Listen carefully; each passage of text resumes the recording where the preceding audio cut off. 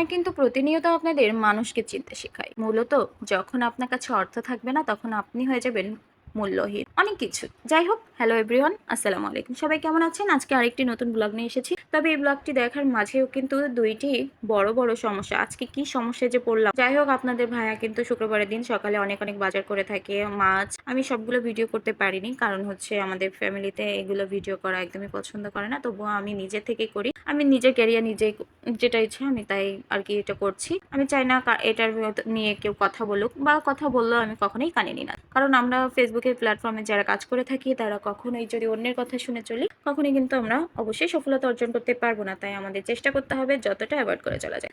এখানে কিন্তু সবকিছু গুছিয়ে নেওয়া হচ্ছে, যেগুলো কেটে গুছিয়ে দিচ্ছে। পরবর্তীতে আমি সবকিছু ধুয়ে নিলাম।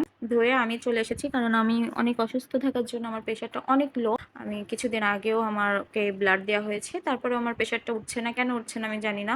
হয়তো বা ব্লাডটা আমার শরীরে তেমন ম্যাচ করিনি। যাই হোক, জানি না। তারপরেও আমাকে ডাবের পানি, গ্লুকোজ সবকিছু খেতে বলেছে। আমার শ্বশুর দেখুন আমাকে ডাবটা কেটে দিয়েছিল, আমি পানিটা খেয়ে সবাইকে এগুলো গুছিয়ে দিলাম। তারপর ডাবের পানি খেয়ে আমি গোসল করে আবার রেডি হয়ে গেলাম। রেডি হয়ে আমি এসে দেখি রান্নাঘরে এখনো রান্না হয়নি। তারপরে আমি এটা হচ্ছে আবারও দেখে চলে গেলাম। আস্তে আস্তে রান্নাঘর থেকে সবকিছু খাবার দাবার আমি টেবিলে রেখেছিলাম। আর টেবিলে আমি আপনাদের দেখায়, আসুন আজকে কি কি রান্না হয়েছে। বেগুন দিয়ে পাঙ্গাস মাছ দিয়ে রান্না হয়েছে, আর এটা আসলে অনেকেই পছন্দ করে, যেটার ভিতরে ধনিয়া পাতা দেওয়া আছে। তারপরে কিন্তু ধনিয়া পাতা ভর্তা আলাদা করে রাখা আছে, যেটা ভাজি করে আমরা পরে পাটায় বেটে ভর্তা করি, যেটা গরম ভাতের সাথে অনেক মজা লাগে। এই রেসিপিটি আমি অবশ্যই আপনাদের দিব। আর এখানে আছে আমাদের কিন্তু খুবই প্রিয়, আমার প্রিয়, এটা হচ্ছে মায়া মাছের চচ্চড়ি। আলহামদুলিল্লাহ, খাবারগুলো আজকে অনেক মজাদার, সবাই আসলেই মজা করে খাবে। তবে এই যে রান্নাবাড়া করতে করতে কিন্তু একটা ঘটনা ঘটেছে, একটা বলি।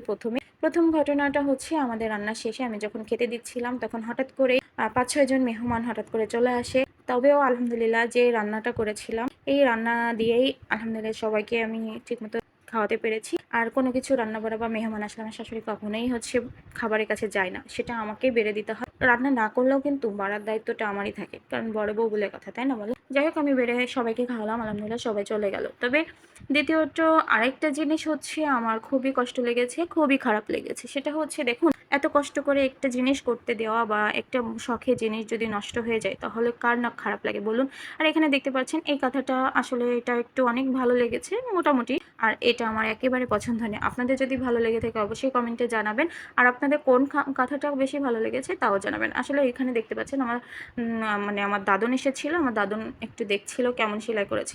আমাকে আবার বোঝাচ্ছিল, এটা নিয়ে ভেবো না, এটা হচ্ছে ঠিক হয়ে যাবে। আসলে সবাইকে দিয়ে অন্যদের কাজ করালে এমন হবে, একটু ভুল ত্রুটি হবে, একটু খুঁতখুঁতে থাকবেই, তাই না বলেন? কারণ হচ্ছে আমি অন্যকে দিয়ে কাজ করেছি, একটা শখের জিনিস। আমি ভেবেছিলাম এই কাঁথাটা, নকশি কাঁথাটা হবে অনেক সুন্দর, হবে অনেক মানে দেখতেও ভালো লাগবে।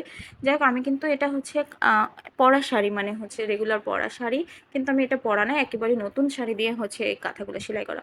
তবুও আমার একটা শখের একটা জিনিস একটু নষ্ট হয়ে গেলে খারাপ তো লাগবেই। অসংখ্য ধন্যবাদ সবাইকে পুরো ভিডিওটি আমার দেখার জন্য। খারাপ লাগা না, তবে আলহামদুলিল্লাহ সবকিছু মেনে নিয়ে চলতে হবে। সবাই ভালো থাকবেন, সুস্থ থাকবেন। আল্লাহ হাফিজ।